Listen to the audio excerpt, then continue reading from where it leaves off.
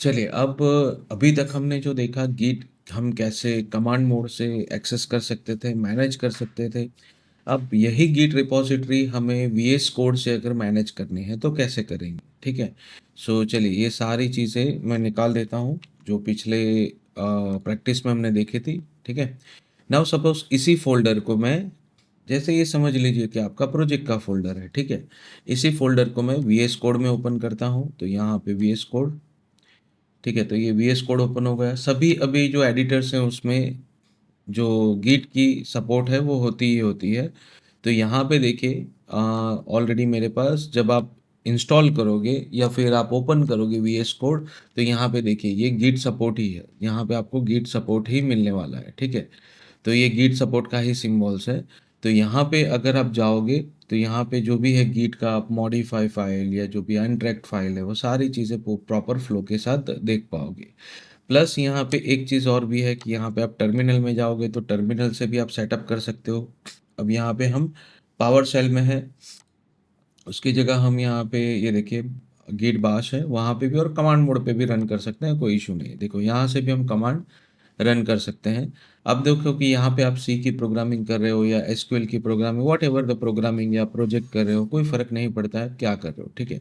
सबसे पहले तो यहाँ पे जैसे अगर आप इसमें जाते हो तो देखिए यहाँ पे क्या है इनिशियल रिपॉजिटरी। अब यहाँ पे सबसे पहले हमने क्या सीखा था कि हमें गिट इनिट करना है, ठीक है? तो ये करना है या तो आप कमांड से यहाँ से कर सकते हो या फिर यहाँ से भी कर सकते हो। तो अपने आप वो फ़ोल्डर वहाँ पे बन जाएगा, ठीक है?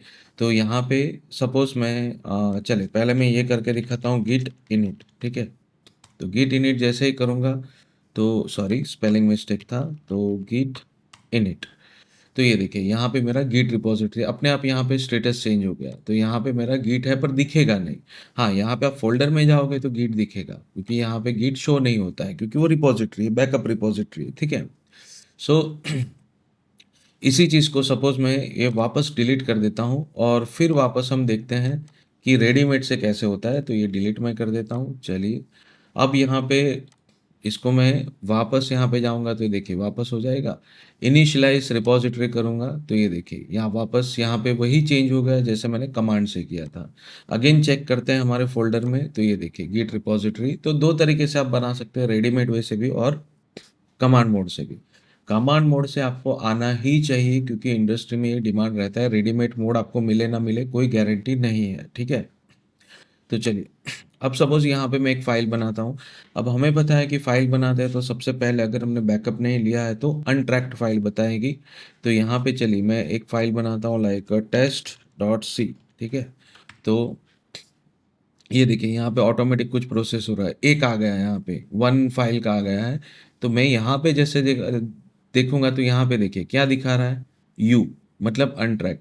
ये तभी आएगा जब आप गिट रिपॉज़िटरी में काम कर रहे हो, गिट रिपॉज़िटरी के साथ काम कर रहे हो। नॉर्मल अगर गिट रिपॉज़िटरी नहीं है तो आपने अभी तक देखा होगा कि ऐसा कोई साइन नहीं आता है, ठीक है? यहाँ पे जाओगे तब भी आपको यही दिखेगा, यहाँ पे भी यही दिखेगा अनट्रैक्ड फ़ाइल मतलब अभी तक हमने इसका बैकअप लिया नहीं है, ठीक है? चलिए एक बेसिक प्रोग्राम हम बना देते हैं ताकि थोड़ा हमें रिलायबल हो, दैट stdio.h, ठीक है? और यहाँ पे मैं लिखता हूँ मेन। चलिए ये हो गया और यहाँ पे मैं ऐड कर देता हूँ दैट printf हेलो। ये बेसिक्स प्रोग्राम हमने ले लिया। अभी भी हमारी फाइल अनट्रैक्ड ही है तो सबसे पहले हमने देखा था कि हमें इसको स्टेजिंग में डालना है, ठीक है? तो यहाँ पे अगर मैं कॉल करता हूँ, देखो यहाँ पे कोई ऑप्शन नहीं आपको मिलेगा, आपको यहीं पे जाना पड़ेगा, ठीक है? अब यहाँ पे ऑप्शन है, देखो सबसे पहला ऑप्शन है ओपन फाइल, वो तो ऑलरेडी है। डिस्कार्ड चेंजेस अगर अंडू करना है तो यहाँ पे स्टेज फाइल, ठीक है? मुझे डायरेक्ट कमिट नहीं करना है, यहाँ पे स्टेजिंग करना है तो यहाँ से मैं स्टेजिंग भी कर सकता हूँ। तो चलिए पहले मैं स्टेजिंग करता हूँ, बाद में कुछ हम चेंजेस है वो डायरेक्ट कमिट करेंगे, ठीक है? तो देखिए यहाँ पे ग्राफ दिखाएगा, जैसे-जैसे हम बैकअप लेंगे ना उसका, जैसे हम गिट लॉग रन करते हैं तो कैसे सारे हमें बैकअप्स दिखाता है, वैसे यहाँ पे सारा फ्लो दिखाएगा, ठीक है? अभी तो हम कुछ कमिट नहीं कर रहे हैं, जस्ट यहाँ पे मैं स्टेजिंग में डाल रहा हूँ। तो देखिए ये यू है वो क्या हो जाएगा, आपको ये सिंबल जानना ज़रूरी है ताकि आपको पता चले कि आपकी फ़ाइल अनट्रैक्ड है, मॉडिफाइड है, स्टेजिंग में है, क्या है वो सब चीज़, ठीक है? तो यहाँ पे मैं स्टेजिंग में डालता हूँ। देखो जैसे ही आपने स्टेजिंग में डाला उसके आगे सिंबल आ जाएगा ए। ए मीन्स स्टेजिंग, इतना आपको ध्यान में रखना है, ठीक है। अब मुझे इसको बैकअप लेना है। बैकअप आप यहाँ कमांड से भी ले सकते हैं, स्टेजिंग आप यहाँ से भी कर सकते हैं, ठीक है। अब देखिए स्टेजिंग आपने ले लिया है, ओपन फाइल है, यहाँ पे अनस्टेज में वापस करता हूँ तो ये देखिए वापस नॉर्मल में आ जाएगा, ठीक है। अब यहाँ से मैं स्टेजिंग करता हूँ तो वो भी देखते हैं। सो गिट ऐड एंड डॉट, तो ये देखिए यहाँ पे भी वैसा ही चेंजेस हो जाएगा, ठीक है। सो जो आप कमांड से करोगे वो चेंजेस यहाँ पे दिखेगा, यहाँ से करोगे वो चेंजेस आप देख पाओगे। अगेन अब इसको मुझे कमिट करना है, मतलब बैकअप लेना है, तो यहाँ पे मैं मैसेज लिख दूंगा that test dot C file is created, ठीक है। और कमिट, तो कमिट आप यहाँ से भी कर सकते हो, गिट कमिट डैश एम करके मैसेज लिख सकते हो, ठीक है। नाउ यहाँ पे मैं कमिट करता हूँ तो ये देखिए मेरी फाइल का यहाँ पे बैकअप हो गया। जैसे भी यहाँ पे हुआ ये देखो एक लॉग यहाँ पे क्रिएट हो गया, मतलब कि यहाँ कमांड से अगर मैं लिखता हूँ गिट लॉग तो हमें एक बैकअप दिखाएगा, वही बैकअप यहाँ पे दिखा रहा है, ठीक है। चलिए अब मैं कोई चेंजेस करता हूँ इस फाइल में, तो यहाँ पे मैं लिखता हूँ that is print F is used to print message, ठीक है।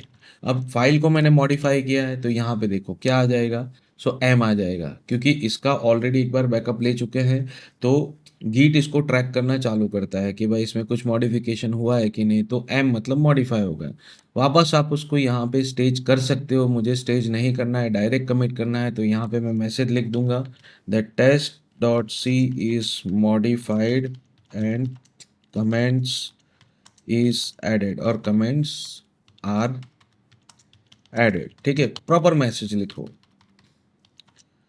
ताकि आपको पता चले कि आपने बैकअप क्यों लिया, किस तरह से लिया, क्या चेंजेस किया, उस हिसाब से, ठीक है। सो यहाँ पे जस्ट कमिट, तो ये देखिए there are no stage changes to commit, would you like to stage all changes, बराबर। तो ये पूछ रहा है कि आपने स्टेजिंग कुछ नहीं किया, डायरेक्ट कमिट करना है, तो ऑलवेज मत करना, यस कर देना। हर बार मैसेज आए यस करने में कोई आपके हाथ दर्द नहीं करेंगे, ठीक है। सो मैं यस कर देता हूँ तो ये देखिए ऑटोमेटिक कमिट हो जाएगा। मतलब यहाँ पे देखिए मेरे पास दो बैकअप हो गए। पहली बार लिया था मैंने बोला था लेटेस्ट हमेशा ऊपर आता है, ठीक है। सो यहाँ पे मैं लिखूंगा देखो गिट लॉग, तो यहाँ पे दो कमिट हो गए, तो यहाँ पे मुझे भी दिखते हैं कि क्या कमिट है। यहाँ पे मैं क्लीन करूंगा तो ये देखो यहाँ पे इस तरह से मैं कंपेयर भी कर सकता हूँ। देखिए अगर मैं लेटेस्ट कमिट पे करता हूँ तो लेटेस्ट कमिट मेरा पिछले हुए कमिट पे के साथ कंपेयर करेगा, मतलब ये दोनों बैकअप कंपेयर करेंगे। मतलब जो अगर मैंने ये लेटेस्ट बैकअप लिया है, ठीक है, उस पर क्लिक करता हूँ यहाँ से, तो वो बताएगा भाई पिछले प्रोग्राम में क्या हुआ और इसमें तुमने क्या ऐड या रिमूव किया, तो ये सारी चीज़ें कंपेयर भी यहाँ पे बताएगा। काफ़ी बेहतर तरीके से आप समझ सकते हो। हालांकि ये एडवांस गिट का है तो अभी इसके लिए हम ज़्यादा ये नहीं कर रहे हैं, बट जो भी है यहाँ पे आपके सारे लॉग रिपोर्ट्स यहाँ पे आपको शो करेंगे। जो भी चेंजेस है आप यहाँ से देख सकते हो कि क्या चेंजेस है क्या नहीं, ठीक है। सो आई होप कि इसमें रेडीमेड कैसे करना है ये आपको समझ में आया होगा। सो नाउ सपोज अब यहाँ पे कोई दूसरी फाइल में ऐड करता हूँ, लाइक टेस्ट टू डॉट और something readme dot T x T, ठीक है, readme dot T x T. अब जैसे मैंने कहा था कि ट्राई करो कि गीट इग्नोर फाइल पहले ही बननी चाहिए, तो वो सबसे बेहतर रहती है, ठीक है, ताकि आप जो अननेसेसरी फाइल्स है उसको इग्नोर कर सको। नहीं तो फिर कैसा है कि आपकी जो ई एक्स फाइल है वो सारी चीज़ें भी बैकअप हो जाएगी। तो ये देखिए जैसे मैंने टी एक्स टी बनाया यहाँ पे अनट्रैक्ट आ गया, सेम वैसे ही प्रोसेस है।